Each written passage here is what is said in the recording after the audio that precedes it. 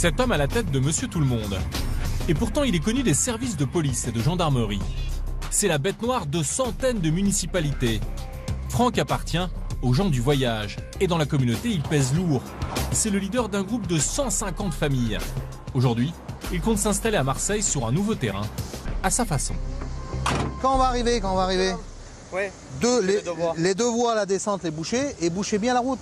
Oui, pas laisser une entrée, mettons. L'obstacle, c'est qu'ils ont fait des barrières en acier, ils ont fait des murs. Et alors, pour rentrer, on va être obligé de casser un mur.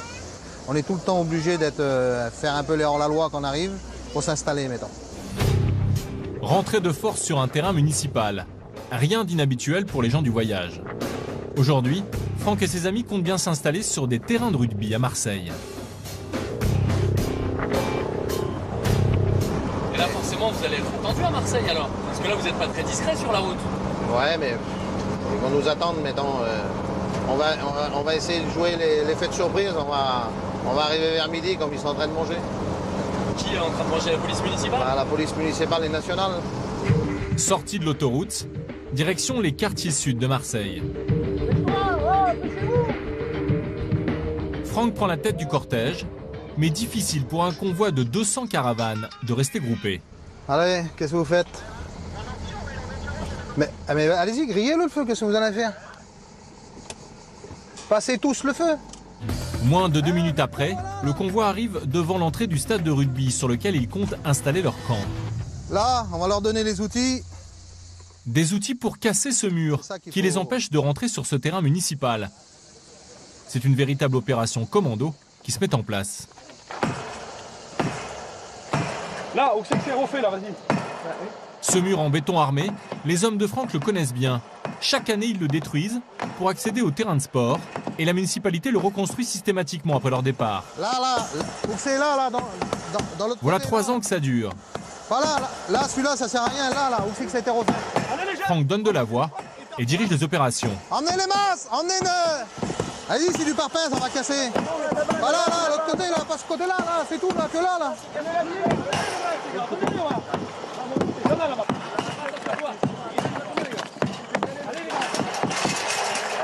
Le mode opératoire est bien rodé.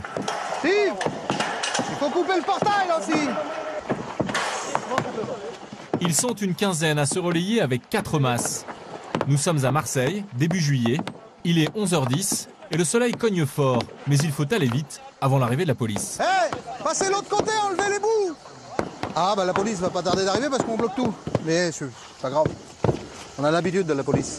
Et si la police arrive, là, qu'est-ce qui se passe? Si la police arrive, à mon avis, ils vont essayer de ne pas qu'on rentre. Mais comme vu la circulation qu'il y a, tant qu'ils arrivent, à mon avis, le mur va être cassé. On va pouvoir rentrer avec les caravanes. Ça va, dans 5 minutes, 5-10 minutes, ça va être... on va rentrer là-dedans. Ils sont 400 000 en France. Ils se disent étrangers de l'intérieur. Manouches, tziganes, gitans, gens du voyage. Ils ont un point commun, une réputation sulfureuse. Quand ils décident d'investir un terrain, difficile pour les autorités de s'y opposer. Ce sont les gens du voyage. Ils forment depuis toujours une communauté décriée. À Montpellier, depuis plusieurs décennies, les gitans ont arrêté de voyager pour se sédentariser. Yaka, leur leader, va nous plonger au sein de cette communauté très fermée. Le patron là, lui c'est le patron des gitans, c'est le grand chef. Il nous dit d'aller à droite, à ma droite, il nous dit d'aller à gauche, tout droit, à bas tout droit. Alors qui sont-ils? Comment et de quoi vivent-ils? Pendant plusieurs mois, nous avons vécu à leur côté. C'est le Kosovo, vous voyez pas? Là-bas, c'est le Kosovo. Tu vois une caméra, ils sont comme ça, on dirait un peu des animaux, c'est normal ça? On est tellement instinct sauvage qu'on a encore en nous cet instinct sauvage. Un mode de vie encore fortement ancré dans la tradition. Vous verrez à quoi ressemble la fameuse cérémonie du mouchoir. Elle consiste à déflorer la future mariée. Elle, il doit le respect pour son père et pour sa mère. Alors c'est pour ça qu'elle enlève le mouchoir pour faire voir comme c'est vrai qu'elle est vierge, quoi. C'est l'honneur des gitans. S'il n'y a pas ça, on lui coupe la tête. Entre fantasme et réalité, plongé au cœur de la communauté des gens du voyage. De retour à l'entrée de Marseille, complètement bloqué par 200 caravanes en file indienne. Ils attendent de pouvoir investir un terrain municipal. Allume-la et commence à couper le fer pendant qu'il tape. On retrouve Franck et ses hommes. Cela fait maintenant plus de 10 minutes qu'ils s'acharnent sur le mur en béton armé qui les empêche de rentrer sur le stade municipal sur lequel ils comptent s'installer. Enlevez les gros bouts maintenant les gars. Enlevez bien tous.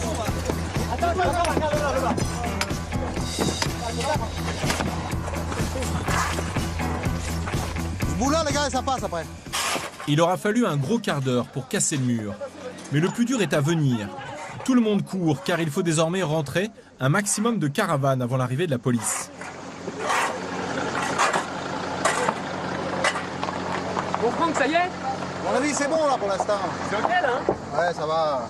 Ça va le faire? Ça va le faire. Il est 11h26. Franck est le premier à rentrer dans le stade municipal de rugby avec sa caravane double essieu. C'est le moment le plus important de l'opération. Chaque caravane rentrée sera difficile à déloger. Et les gens du voyage le savent. Pendant plus de 20 minutes, c'est un véritable balai de véhicules qui défile. Pour l'instant ça se passe bien. À mon avis, ça va pas durer. Hein. Les forces de l'ordre vont pas tarder à arriver, mettons. Pêche-toi, allez! Parmi les voitures, beaucoup de grosses cylindrées haut de gamme. Pour ne pas les abîmer, cela prend plus de temps que prévu.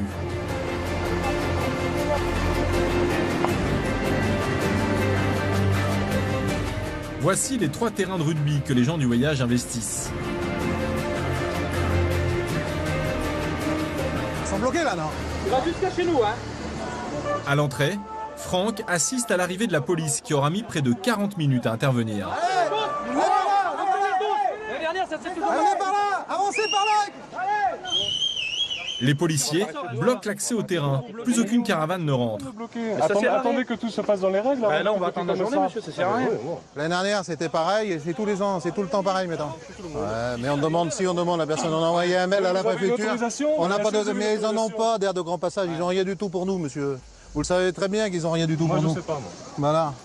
Si Franck tient tête aux policiers, c'est qu'il sait que la loi oblige les départements à mettre à disposition des gens du voyage des terrains. On appelle ça des aires de grand passage. Seulement voilà, dans les Bouches-du-Rhône, et comme dans la moitié des départements, la loi n'est pas appliquée. Prenez vos responsabilités. Appelez les gars qui me allez-y, foncez si vous avez envie. Le policier bloque le passage au convoi de caravane. Appelle-les, Steve, sur la place, ça va.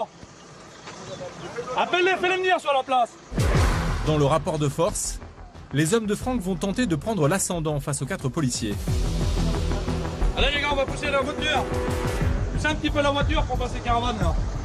On va pousser un petit peu celle-ci. Il commence par déplacer la voiture d'un riverain pour que les caravanes puissent à nouveau passer malgré le véhicule de police. Voilà. Allez, passez. Allez, passez maintenant. Allez, vas-y. Monte dedans. Allez. Montez dedans. Montez dedans, montez dedans. Allez, Maintenant, il ne reste qu'un obstacle, le fonctionnaire de police. Allez, mais ça sert plus à rien, monsieur. Allez, allez vas-y. C'est 20 000 euros. Ouais, mais allez, vas-y, mais il n'y a pas de 20 000 euros. Vas-y, 20 000 euros pour moi, et lui, c'est 6 mois de prison. Allez, vas-y, passe. Avance là, vas-y. Avance. Il fait du zèle.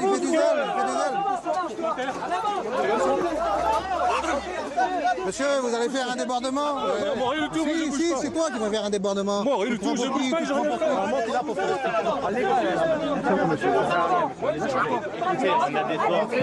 Et là, à gauche de l'écran, c'est une policière qui est toute proche de se faire écraser par une caravane. Mais arrêtez, madame, recommencez pas comme l'année dernière. Voilà. Les esprits s'échauffent, mais Franck reprend la main. Des véhicules rentrent à nouveau. Pour le moment, leur plan fonctionne comme prévu. Passez avec les convois, venez. On a des enfants, il fait 40 degrés. Les policiers battent même en retraite. Filmez, les deux sourires, ouais. Voilà. Mais non, mais voilà, on s'en fout. Ça, je fais 4-5 autour. Voilà. Allez. Allez. De toute façon, on rentre. Il fait 50 degrés. Pousse-toi, chef. Allez, va-t'en. Pousse-toi. Va-t'en. Vas-y, t'as appelé ton corps chef. Allez, va-t'en. Ça sert à rien du tout. Allez, rentrez.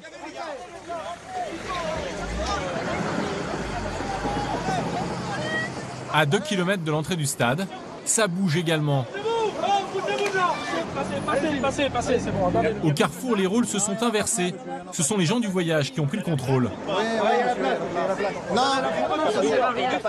Vous manquez de nous écraser quand même. Vous avez dit de pas se mettre entre deux. Oh, mais Vous l'avez dit. il y a marqué d'Anand dessus. Vous n'accepteriez pas qu'on casse vos affaires. C'est pas gentil. J'étais en travers de la route. C'est impressionnant quand même là. Vous pouvez rien faire contre ça? Bah, faut croire que non. Sinon, vous voyez bien, ça part directement en pugilat. Je ne pense pas qu'ils aient très envie qu'on les empêche de passer, donc à moins d'accepter l'affrontement. Voilà. Ça veut dire qu'ils peuvent rien faire? Vous pouvez rien faire? Si, certainement. Pour l'instant, on n'en est pas là. On en est à éviter l'affrontement, tout simplement. Il est midi passé. La commissaire de police arrive. Il y a eu barrage, ils nous ont déplacé Manu militaire. Pour bloquer le convoi, la commissaire a appelé des CRS en renfort. Laissez-les faire, les gars, c'est pas grave. À présent, plus aucune caravane ne peut passer. Là, s'ils veulent pas nous débloquer, on va les bloquer carrément plus loin là-bas. Ça sert à rien. Enlève-les, on va boucher l'autoroute. Franck et ses hommes ne se laissent pas impressionner. Ils sont vraiment déterminés. C'est le début d'un rapport de force avec les autorités pour tenter de les faire plier. Prenez des barrières, on va bloquer l'autoroute avec des barrières. Direction l'autoroute A8. Avec des barrières qu'ils récupèrent sur la voie publique, ils vont stopper la circulation de cette autoroute où les véhicules roulent jusqu'à 130 km/h.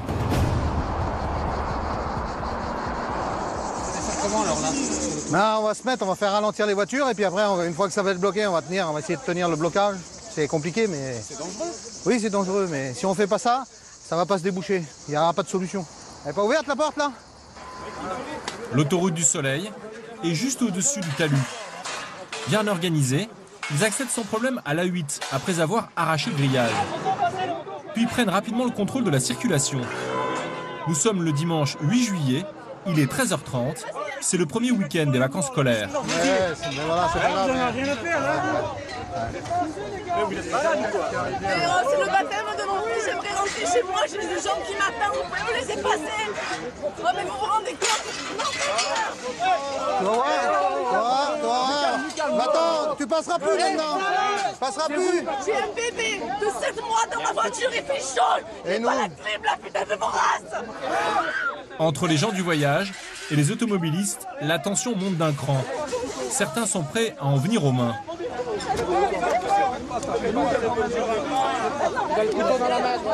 Une fille, ça va faire des bouchons terribles. Pour calmer les esprits, Franck débloque une des 3 voies. La circulation reprend, au compte-gouttes. Madame, passez-moi quelqu'un. Il garde toujours le contrôle de cette portion d'autoroute. Je vais le dire, je vous ai appelé à peu près 6 ou 7 fois. Mais c'est pas grave, madame. Je vous le dis, je vous explique, madame. Ouais. Et prend contact avec la préfecture.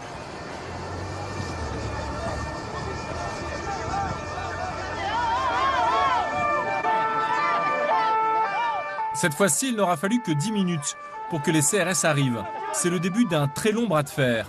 L'autoroute est à nouveau entièrement bloquée. Derrière, un embouteillage monstre prend forme en ce dimanche 8 juillet. Franck va débuter la négociation avec les autorités. Oh, lève-moi les barrières, fais-moi lever toutes les barrières. Allez, enlevez tous les barrières là. Attendez, Apporte-moi le fourgon. Non mais je vais les faire enlever tous, monsieur. De suite. Allez, enlevez tout. Mettez-vous tous sur le côté. D'accord, mettez-vous tous. L'homme torse nu, c'est Léon, le lieutenant de Franck. Entre eux débute un jeu parfaitement huilé. Léon dirige les troupes. Laissez-les là, les barrières, on en aurait peut-être besoin. Hein.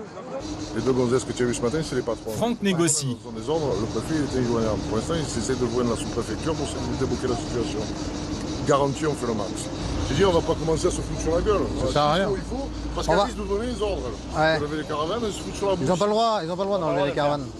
Une fois qu'on est à l'intérieur, ils peuvent rien faire du tout. Absolument rien faire du tout.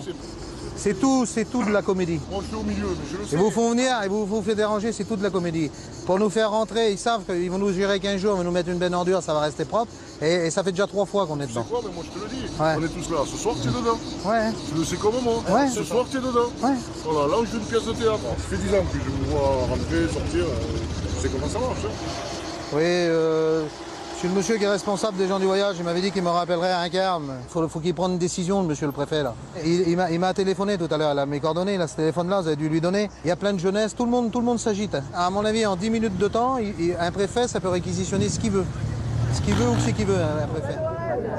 Visiblement, le préfet ne veut pas céder. Et bien au contraire, il demande aux forces de l'ordre sur place de durcir le ton. Si on a un accident grave et qu'il y a une voiture qui prend feu, je fais ouvert, non je finis, hein, vas-y. je termine, et qu'il y a des morts dedans, là il y a eu des photos qui ont été prises. Vous allez être poursuivi pour homicide volontaire. C'est un criminel. Là il y a ça, je donne l'ordre d'interpeller tout le monde. Il y a des photos, on part sur un criminel. Malgré cette mise en garde, Franck accentue la pression. Et on retrouve Léon aux avant-postes. C'est une vers nous comme vers eux, on va avoir des accidents malheureusement, mais on peut faire des victimes. Je sais, on sait qu'on va aller en prison. Et c'est devant le policier impuissant que les hommes de Franck prennent le contrôle de l'autre voie de l'autoroute. À tout moment, il pourrait y avoir un drame. Une personne renversée. Une nouvelle scène surréaliste.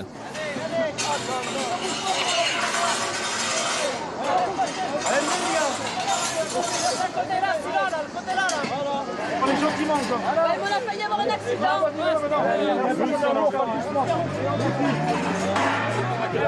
Les Schmitt, ils arrivent de l'autre côté encore.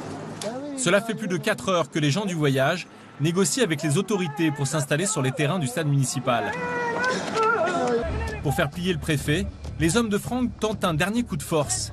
Ils allument un feu au milieu de l'autoroute. Ils n'hésitent pas à se servir des palettes de bois du magasin qui jouxte la voie. Dans le camp d'en face, la réaction ne se fait pas attendre. Nouveau renfort de CRS et de la BAC de Marseille.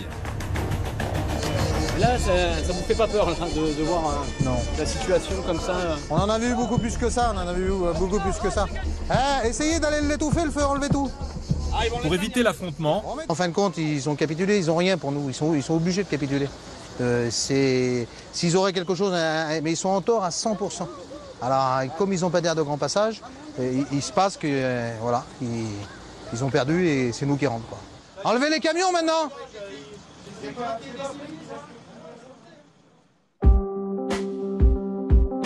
Changement de décor.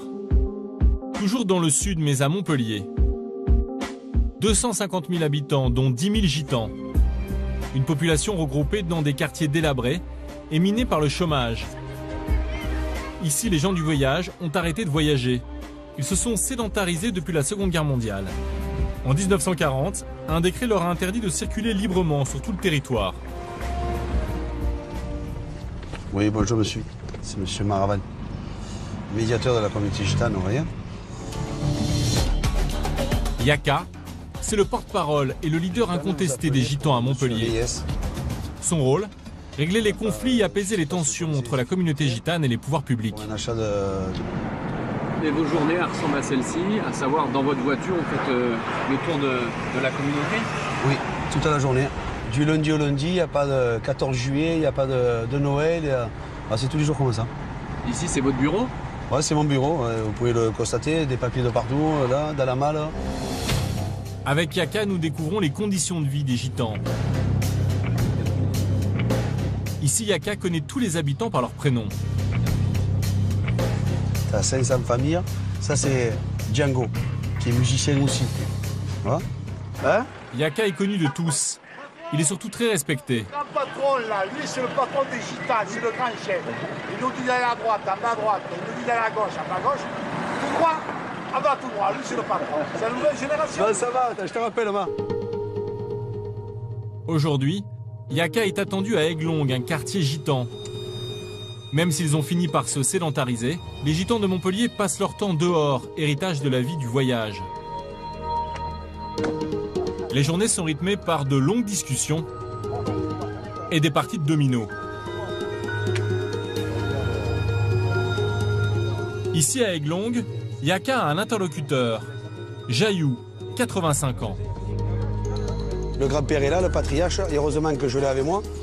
Voilà, ça, c'est heureusement qu'on l'a encore. On essaie de le préserver. Parce que si ça n'avait pas lui aussi, ce serait difficile pour moi pour gérer le quartier. Parce qu'il est très, très, très écouté et très respecté et très respectueux. Donc, ça, c'est le sage. Ça se passe comment alors chez les gitans? Il y a un patriarche et c'est lui qui dirige tout? Il y a le respect de l'ancien, tout simplement. Qu'il soit considéré après comme un chef aussi de tribu, parce que par rapport à ce qu'il apporte au milieu de la tribu. Ah, c'est pas parce qu'il peut être ancien, s'il n'est pas bon, eh ben, il ne sera pas écouté pareil que le grand-père d'ici. Lui, il était écouté parce que c'est un endroit juste et qui essaie d'améliorer la qualité de vie ici. Il ne construit pas sous les caves.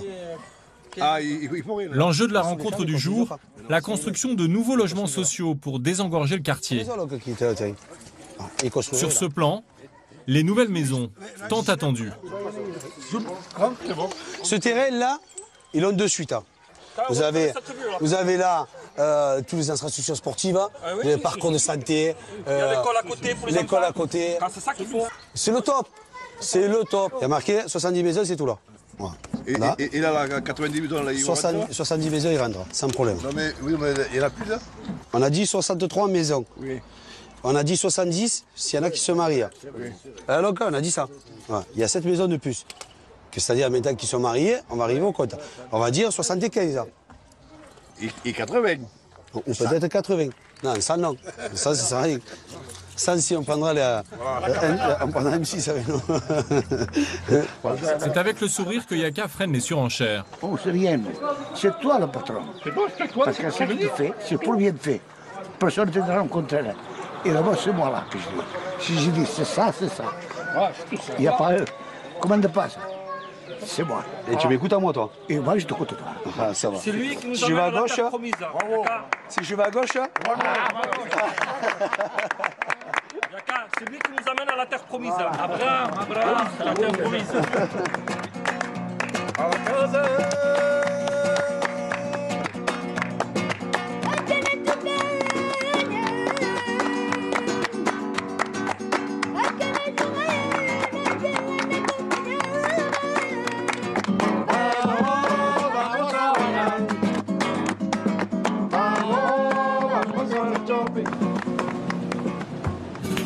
Pour les gitans de Montpellier, Yaka symbolise la réussite.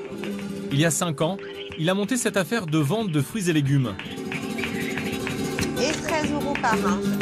Ici, Sandy, son épouse, est obligée de mettre la main à la pâte, car Yaka passe l'essentiel de ses journées à s'occuper de la communauté.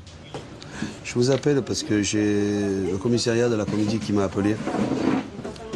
Parce que vous avez déposé une plainte pour un impayé de gasoil, je suppose, non? Je voulais savoir si le monsieur était venu, parce que je l'ai rencontré la semaine dernière, je lui ai parlé, et il m'a dit qu'il viendrait payer. Est-ce qu'il est venu payer? C'est un véritable travail de fourmi. Un problème de cumulus. Les problèmes sont innombrables. Sûrement, il va envoyer. Cet investissement total s'effectue au détriment de sa vie de famille. Le couple de téléphone me le cache. On ne peut pas que j'appelle ou que les gens m'appellent, qui me dérangent quand je suis à la maison. Même au restaurant, il l'appelle. Même au restaurant? Le midi, le soir, même quand on mange. Ça arrive la nuit aussi. La nuit? Oui. En pleine nuit, des fois, des petits jeunes, ils ont des difficultés dans une boîte de nuit.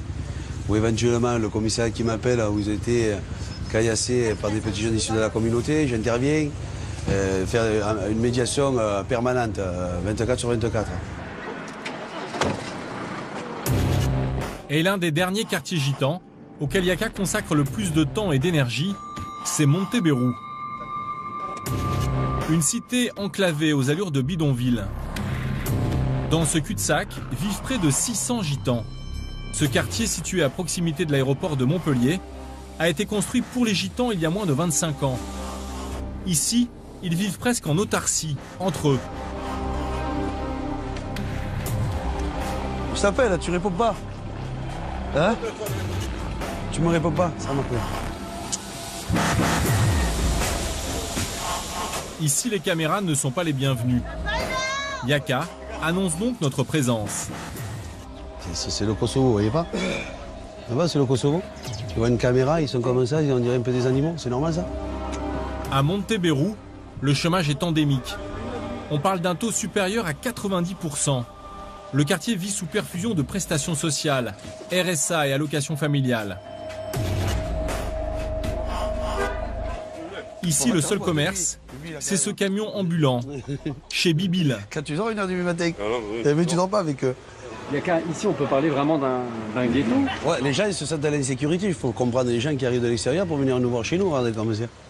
Et il n'y a qu'une rentrée, qu'une sortie. Ils parquent les gens et on fait des grands murs devant pour qu'on ne voie pas la misère. C'est pour ça qu'ici, le seul commerce, c'est quelqu'un du quartier. Voilà. Qui c'est qui va tenir un commerce là? Tu vas le tenir toi?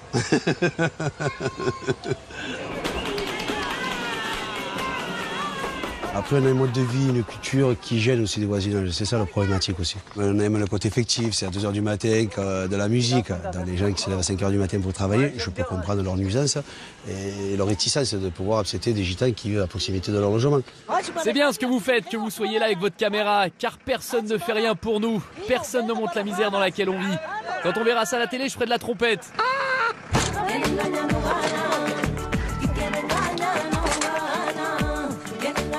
Les 50 maisons du quartier ne suffisent plus à héberger les 600 habitants de Montebero.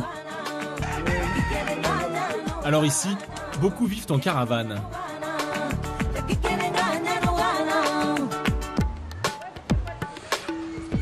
Ah, tu vois, une caravane, des caravanes.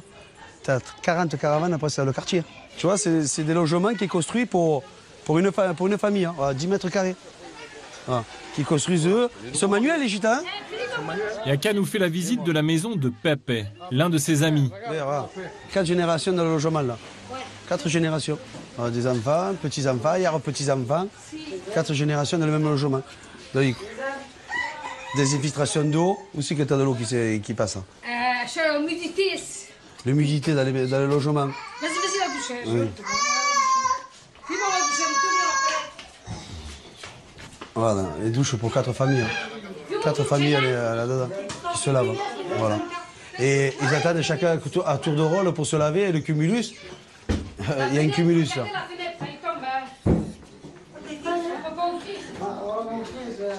C'est une honte.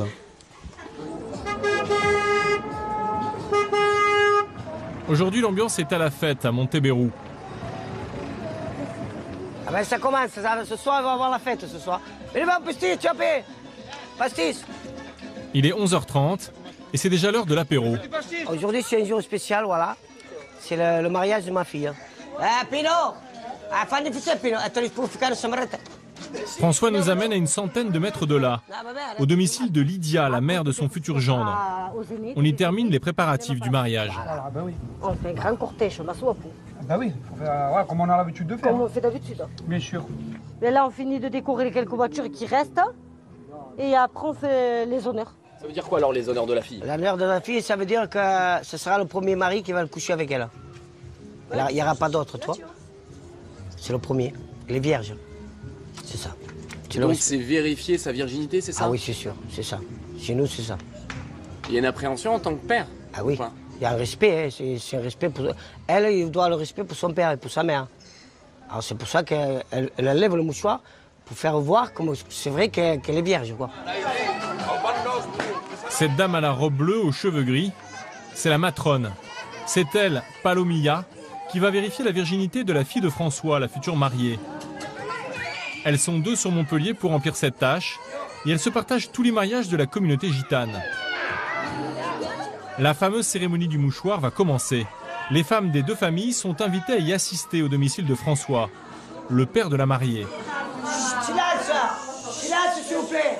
Palomilla prépare le mouchoir et c'est sur cette table en plein milieu du salon que la future mariée va être déflorée.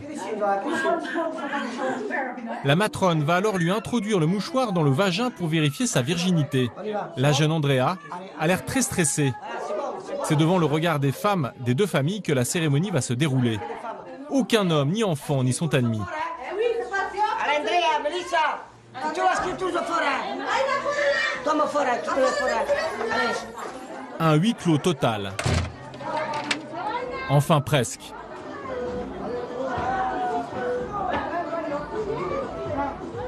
Pendant le rituel, les hommes attendent entre eux. 25 minutes plus tard, la cérémonie se termine. Ça y est, t'es sucé.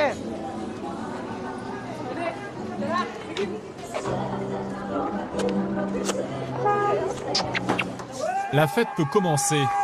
Mais juste avant Palomilla, la matrone doit officialiser le mariage par le mouchoir qu'elle présente à tous. Écoutez 2 minutes. Approchez-vous. Ne faites pas de bruit.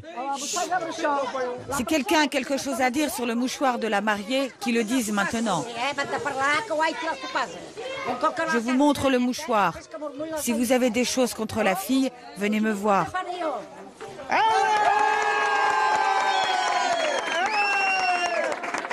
Comme un trophée, les femmes se passent le mouchoir de main en main. Ça, c'est ma nièce. C'est l'honneur du gitane. S'il n'y a pas ça, on lui coupe la tête. Oui, fille. La mère de la mariée est libérée. Oui, je suis contente. Vous étiez un peu stressé? Oui. Pourquoi? Pourquoi la petite, elle a pleuré aussi.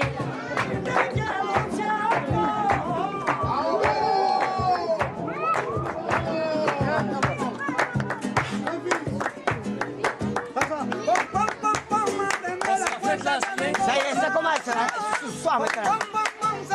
La moins stressée après le mouchoir. Ah là, ça va mieux. Ça y est, le stress est parti là. Là, c'est bien. Ici, on ne passe pas à la mairie pour s'unir. Car chez les gitans, c'est la cérémonie du mouchoir qui scelle le mariage. Une union qui n'est donc pas reconnue officiellement par l'État. Mais pour la communauté, Andrea et Kevin sont dorénavant mari et femme.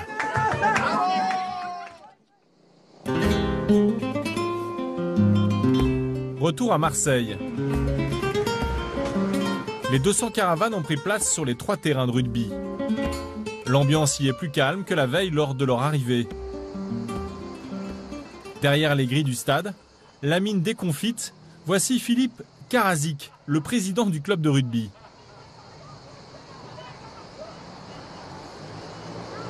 Vous avez la sensation d'être pris en otage là? Le problème, c'est que je commence tellement à être habitué que. Parce que là, ça ne me fait plus rien. Donc, de toute façon, on est complètement impuissant. Alors, on ne peut rien faire. On peut rien faire. On ne peut que subir la situation. Voilà, aujourd'hui, quand j'ai annoncé dimanche soir à un certain nombre des membres du club que les caravanes avaient encore envahi les terrains, oui, en effet, ouais, c'est une certaine résignation. Quoi. Résignation, parce que c'est comme ça, voilà. Les pelouses sont magnifiques et là, dans 15 jours, elles seront mortes. Voilà. L'année dernière, les licenciés du club ont retrouvé ces pelouses qu'à la fin du mois d'octobre. La mairie de Marseille nous a communiqué le montant des travaux. 51 000 € pour la réfection du gazon et 3 600 pour le mur et le portail à l'entrée.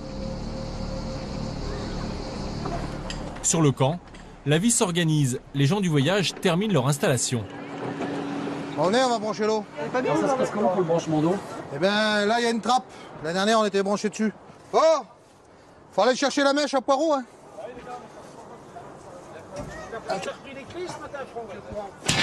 Vous êtes combien à vous raccorder à... On va être à peu près une quarantaine de familles, parce qu'il y en a d'autres qui sont déjà branchés de l'autre côté au bout, là-bas. Faut le serrer, ça, rien. Le principe est simple. Avec cette fixation sur le tuyau, ils vont détourner l'eau de cette canalisation. C'est encore le système D là ou pas? Ouais, c'est le système D, c'est toujours le système D. Toute la journée, c'est le système D. Ah les gars, on est en train de brancher l'eau. Vas-y, vas-y, agrandis. Vas-y, il faut voir que t'es fort quand même, bordel. T'as rien qu'à prendre. Voilà.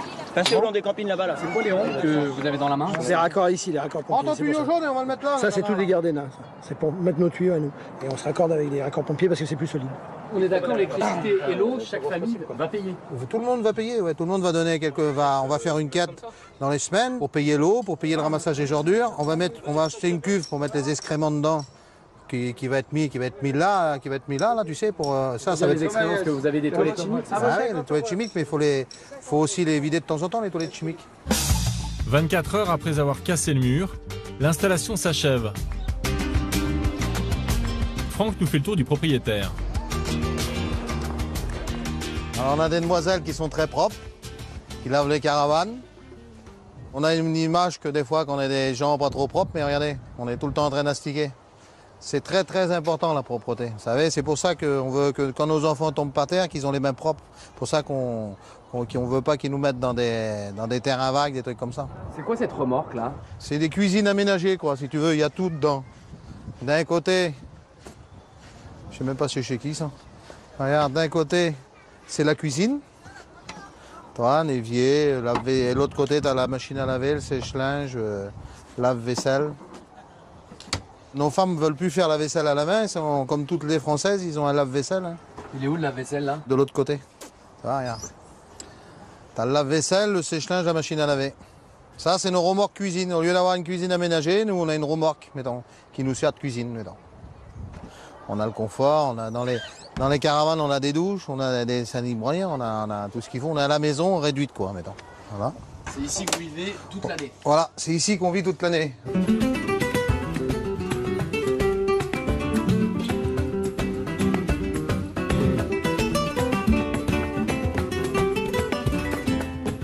Combien ça coûte une caravane comme ça? 27 000 € à peu près. 27 000 €, tu peux acheter une caravane comme ça. Si tu as un camion comme j'ai moi et puis une caravane, tu pourrais pas me payer un studio en vendant tout ça. L'argent, justement, l'un des sujets qui fâche. Sur le camp, parmi les véhicules, on remarque de grosses cylindrées à plusieurs dizaines de milliers d'euros. Alors comment les gens du voyage peuvent-ils se payer même à crédit des Porsche, Audi et Mercedes haut de gamme? Même qu'ils ont une belle voiture, mettons que la voiture vaut 50 000 € et 25 000 €.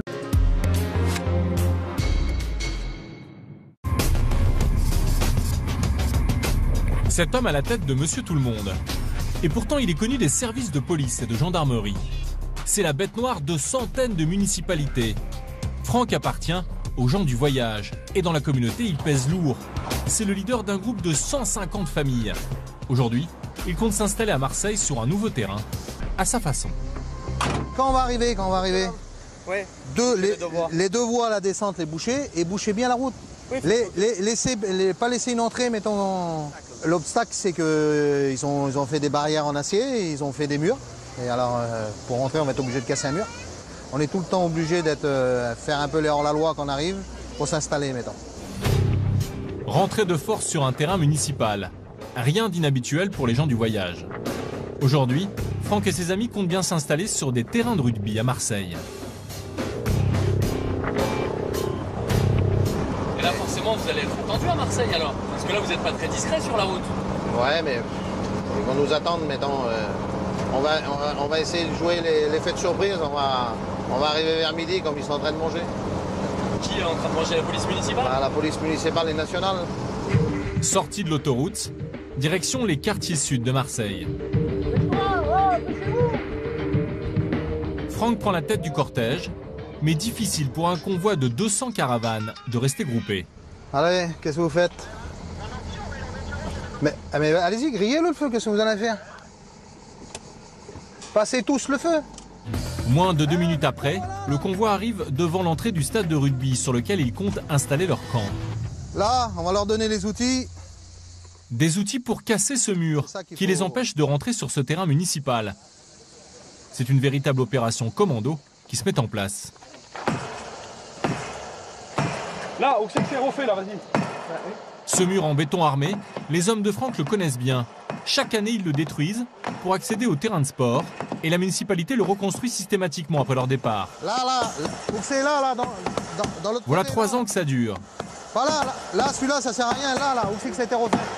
Franck donne de la voix et dirige les opérations. Emmenez les masses, Allez-y, c'est du parpaing, ça va casser. Voilà, là, l'autre côté, là, pas ce côté-là, là, c'est tout, là, que là.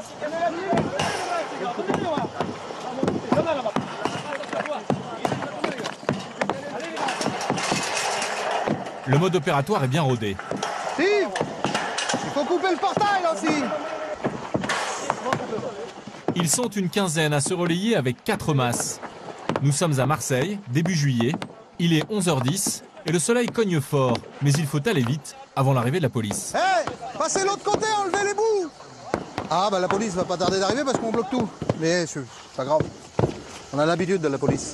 Et si la police arrive, là, qu'est-ce qui se passe? Si la police arrive, à mon avis, ils vont essayer de ne pas qu'on rentre. Mais comme vu la circulation qu'il y a, tant qu'ils arrivent, à mon avis, le mur va être cassé. On va pouvoir rentrer avec les caravanes. Ça va... Dans 5 minutes, 5-10 minutes, ça va être, on va rentrer là-dedans. Ils sont 400 000 en France. Ils se disent étrangers de l'intérieur. Manouches, tziganes, gitans, gens du voyage.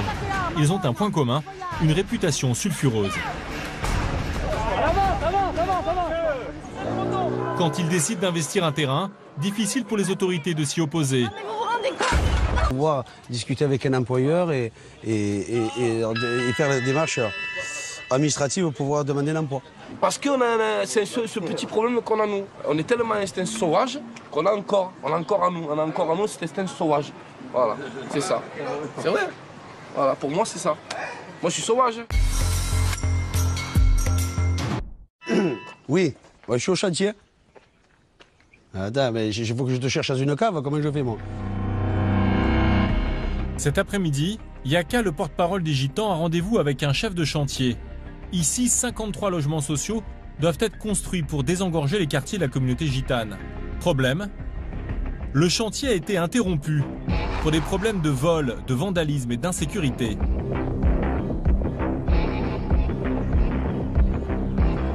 L'homme à la chemisette jaune, c'est Mohamed, l'entrepreneur, qui vient de reprendre le chantier. La rencontre d'aujourd'hui avec Yaka est décisive pour la reprise des travaux. L'objectif, c'est que lui, il fasse de l'argent, que ces gars soient protégés, qu'ils puissent travailler en bon uniforme, il y a des bonnes conditions, et qu'ils puissent se livrer ces logements dans les délais qu'il faut, qu'ils ne soient pas embêtés. Drôle d'endroit pour une réunion sur la reprise d'un chantier. Ici, pas une personne de la mairie ni des pouvoirs publics. Face à l'entrepreneur, il n'y a que des gitans. L'objectif pour Yaka est simple. Les travaux ne pourront reprendre que si l'entrepreneur accepte d'embaucher au moins 2 jeunes gitans pour assurer la sécurité du chantier. À mon sens, c'est pas de le menacer, de dire nous on va dégrader justement pour que tu embauches des jeunes. Non, non, moi j'essaie d'être le sage aujourd'hui. Hein. Moi j'ai pris de la hauteur, je prends de la distance, j'essaie de prendre de la notoriété et d'être crédible dans tout ce que j'entreprends. Ça va être difficile à mon sens si aujourd'hui il n'embauche pas des jeunes du quartier et qu'il n'ait pas une sécurité en permanente ici pour réaliser ce chantier. Tu as récupéré ce chantier pour quelle raison? Non, mais il y a une raison pourquoi tu l'as récupéré. Il y avait des entreprises qui travaillaient avant toi.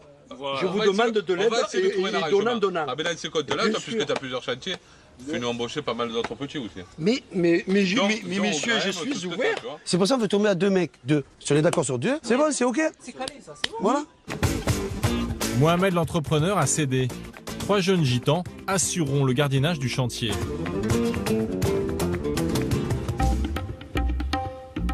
Retour à Marseille, dans le campement de Franck. Il est 5h20 du matin. Tout est calme jusqu'à l'arrivée de cette belle cylindrée. Ça, c'est les retours de boîte. Alors que les jeunes fêtards vont se coucher, pour tous les autres, c'est l'heure du réveil. Il faut se préparer pour aller vendre sur tous les marchés du département.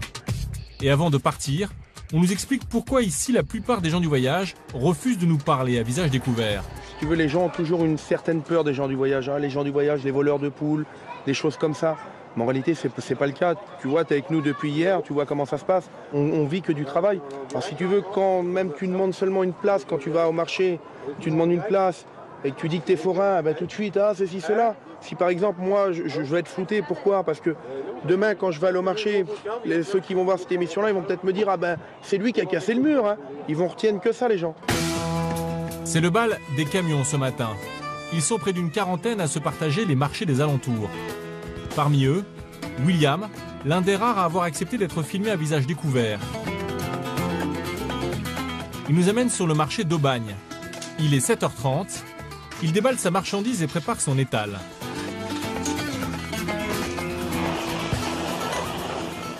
Un bon business, ça marche encore? Non, c'est pas un bon business. On gagne sa vie, mais on n'arrivera pas à gagner de l'argent comme il faut pour s'arrêter un jour. On paye nos factures, on paye tout pour les gosses, on mange au fur et à mesure. On gagne le matin, on dépense l'après-midi. Son business à William, c'est la petite maroquinerie. Porte-monnaie, bananes, portefeuille, tout est au même prix, bon marché. C'est pas le grand luxe, hein. William achète sa marchandise dans les ventes aux enchères. Un magasin qui a fermé, il a tout le stock à vendre. Un coup c'est des ceintures que je fais, un coup là c'est de la maroquinerie cet été. L'année dernière c'était des ceintures, l'année d'avant c'est des soutiens-gorge, l'année d'avant c'est ce que je trouve je vends quoi. 9h, le marché commence à s'animer et le show de William peut commencer. Que du cuir des vachettes, que du cuir d'agneau. 5 au choix. Des petits, des grands, des vilains ou des pas beaux, tout à 5 € dans le cuir. Là faut en profiter parce que c'est aujourd'hui seulement, après c'est fini. Rouge, vous l'avez aussi? Non, que noir. Bien sûr on peut l'ouvrir. Ici c'est la maison sans problème. Merci. Voilà jeune fille, merci bien, bonne journée à vous. Là, on vous voit, vous avez un très bon contact, vous êtes avenant, souriant. On est loin de l'image du gitan. Je suis pas représentatif du gitan, moi, parce que déjà, gitan, c'est espagnol, c'est le sud de la France. Moi, je suis voyageur. Je suis voyageur de génération en génération, il n'y a pas de souci. Moi, je suis né à Brest, donc je suis gitan, je suis voyageur. Les gens font l'amalgame entre tout le monde. Les Roumains, c'est pas ça. Ça, nous, on est des voyageurs. Journée moyenne pour William à cause de la forte chaleur. Il quittera sa place à 11h30 avec 90 € dans sa poche. Eh ben voilà, c'est parfait.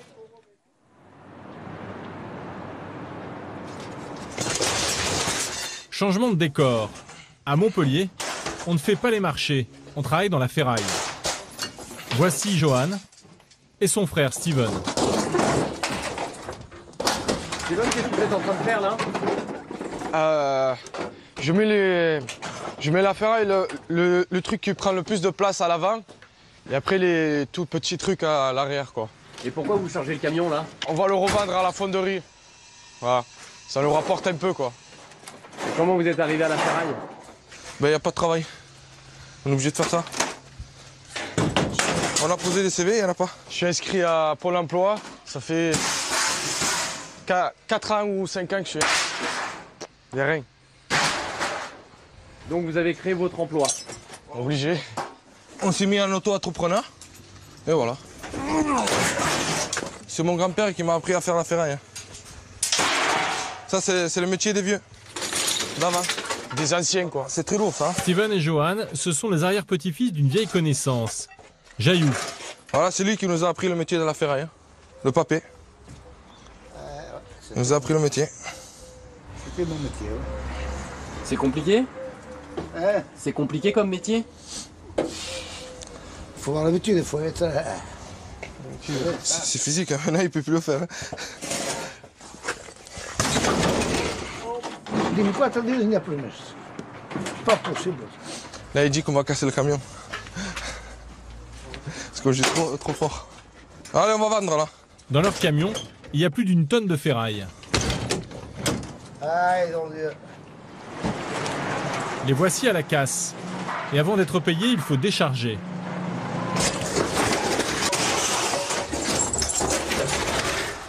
Steven et Johan sont très vigilants car un métal très convoité coûte plus cher que les autres. Ouais, le cuivre, ça coûte 4 € le kilo. Voilà, il y a à peu près 1 kilo, ça fait 4 €. Le camion vidé de la ferraille, il leur reste un autre bon plan. Ah, les batteries, c'est un bon business. Si on en trouve, hein. Voilà. C'est rare qu'on en trouve, hein. 70. Non, 100 kilos batterie. 100 kilos. Ça fait combien? 400 € la tonne, donc ça va faire 40 €, c'est ça? Pour ces batteries sur la balance, ce sera 40 € dans leur poche. Bon résultat de la journée? Ouais, on a fait 230 €. Mais sur les 230 € là, on a 30 € pour les impôts et l'URSSAF, 30 € de gasoil, il nous reste 170 €. C'est-à-dire 10 heures de travail moi seul et 10 heures de travail lui seul. 170 € à partager. Ça fait à peu près 85 € chacun. Et à la fin du mois, ça vous fait combien chacun? À peu près le SMIC chacun. Et alors moi, je pensais que les ferrailleurs, notamment gitans, voilà, on dit ils récupèrent la ferraille et puis ils font que du black. Ah non, non, c'est fini tout ça. Le black, c'est fini. C'est fini. Pourquoi c'est fini? Parce qu'avec les chèques, on est obligé de déclarer. Plus de black, plus de paiement en liquide, afin de ficher tous les vendeurs de métaux. Car ces dernières années, les cours ont explosé. Conséquence, les vols et trafics en tout genre se sont développés, de cuivre notamment. Nous abordons le sujet avec l'un des responsables d'une casse de la région, en caméra discrète. L'homme a déjà été dans le collimateur de la police. Ici, même pour 1 €, je suis obligé de lui faire un chèque. Depuis le 1er août 2011, pour 1 €, je suis obligé de lui faire un chèque. Et depuis le mois d'août 2011, à la fin de l'année, je suis obligé de prendre mon fichier, mon livre de police et de l'envoyer au fisc. Pour les voleurs de métaux, il est de plus en plus risqué d'écouler leur butin dans les casses françaises. Mais les trafiquants ont déjà trouvé la parade. Ils vont en Espagne pour écouler leur butin. Malgré sa réputation sulfureuse, la ferraille reste l'activité principale des gitans, celle qui fait vivre de nombreuses familles à Montpellier. Centre-ville de Montpellier. Aujourd'hui, Yaka et ses lieutenants ont rendez-vous à la mairie. Ils veulent obtenir des engagements fermes et définitifs sur les logements sociaux que leur ont promis les élus de la ville. Tout le monde a répondu présent, même Jaillou, le patriarche. Et on ne discute pas 5 heures, hein? Non, ça va pas, on se casse. Depuis 1945, que rien n'a été fait pour la communauté gitane. Ils nous ont parqués dans des baraquements, et puis débrouillez-vous. Dans des voies sans issue. Débrouillez-vous, on nous parque, voilà, on est du bétail, il y en a marre. On monte, hein? Allez, on monte, hein? Allez, on monte alors, allez. Direction la salle de réunion. Cela fait 5 ans qu'une telle entrevue n'a pas eu lieu entre l'ensemble de la communauté gitane et la mairie. Mais très vite, le ton monte. Les gitans se montrent impatients. Ils veulent des engagements immédiats sur la construction des logements sociaux. Et je te propose qu'on fasse un état. Ça va être la guerre. Il y a des bouteilles de gaz. Je te dis ce que je pense, parce qu'on parle beaucoup et on ne fait pas grand-chose. Ça fait 40 ans qu'on nous emmerde. Moi, je parle comme je le ressens. Hein. D'accord, mais... Voilà. Il parle avec ses mots. Moi, je parle avec eux comme je le ressens. Excédé, le premier adjoint au maire quitte la salle après seulement 15 minutes de réunion. Florence, donc premier adjoint, mais un chien comme vous. Alors, est-ce que c'est une communauté qui pose des problèmes à la mairie? Non, enfin, en l'apparence, on pourrait penser qu'ils posent des problèmes, parce que c'est leur façon de s'exprimer, assez vive. C'est vrai qu'ils emploient le terme le mensonge, promesse non tenue, et ils ont, en niveau de prestations, ils ont les mêmes prestations qui sont effectuées dans d'autres quartiers. Après, à eux de maintenir leur quartier en bon état. Après 1 heure de réunion, le bilan est mitigé pour les gitans. La mairie s'engage seulement à mettre à disposition le terrain pour les logements sociaux. Puis il faut que ça progresse, et puis, il faut que ça aboutisse, que les dossiers arrivent. Ce n'est pas la promesse, c'est non.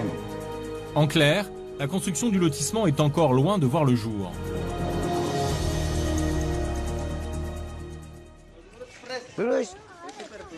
Début de soirée dans la maison familiale de François, le père de la mariée. Au milieu des siens, Andrea se prépare pour la fête, après une journée des plus éprouvantes, après la cérémonie du mouchoir.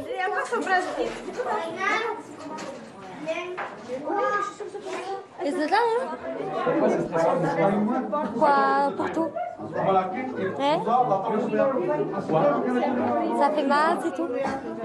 Il y a le stress aussi. Il y a le stress de quoi? Je sais pas, le stress. Est-ce qu'il y a une grosse pression? La pression de tout, de la famille et tout. À minuit, dans la cour, devant le domicile de François, la fête bat son plein. Tout le quartier de Montebello est invité. Mélissa, la petite sœur de la mariée, ouvre le bal.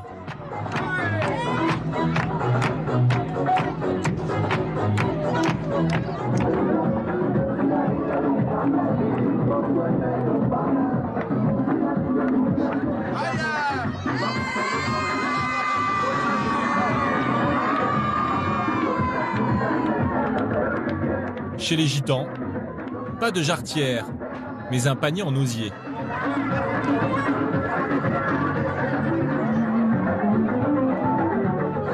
Un gitan qui se marie avec une gitane, ça veut dire que la culture gitane continue, c'est ça? Pour nous, oui. Nous, pour nous, c'est ce qu'on veut. Que ça dure longtemps. Toute la vie, à vie. Même moi, si je suis pas là, que mes enfants fassent pareil que moi, ce que j'ai fait moi. Tu vois? C'est ça que j'aimerais. Peut-être, moi, avec le temps, avec les années, ça devient plus moderne, hein, ça change. Mais quand tu es gitane, tu es gitane. Ça reste toujours dans ton sens, c'est toi, c'est dans ta tête.